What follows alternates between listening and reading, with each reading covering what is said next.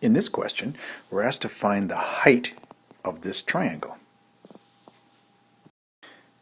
Well, the first thing we notice is that it's a 90-degree triangle, and therefore we can use the Pythagorean theorem. And the Pythagorean theorem says that the longest side, we'll call it C, and you can always tell the longest side because it's opposite the 90 degrees.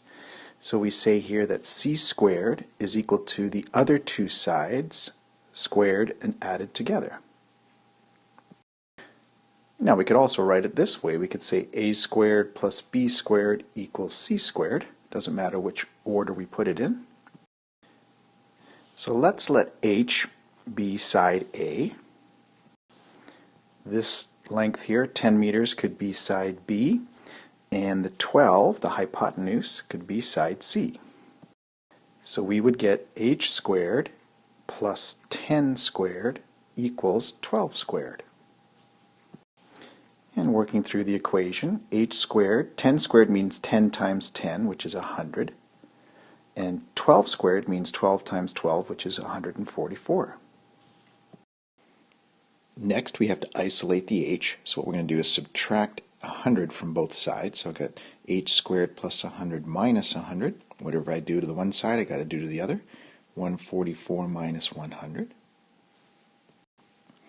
The hundreds here cancel, so we're left with h squared equals 44.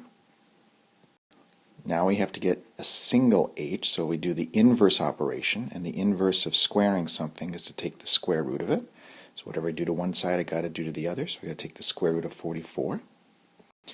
And squaring something and taking the square root eliminates that, so that gives us h equal to, and the square root of 44 is about 6.6.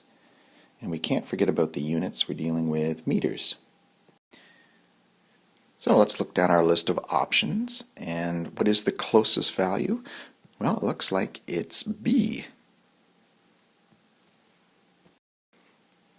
The height of this triangle is about 7 meters. Now, one of the things we could have done at the beginning is we know that the hypotenuse is always the longest side. So h and this side here have to be less than 12. So we could have eliminated C and D right away because they are longer than 12.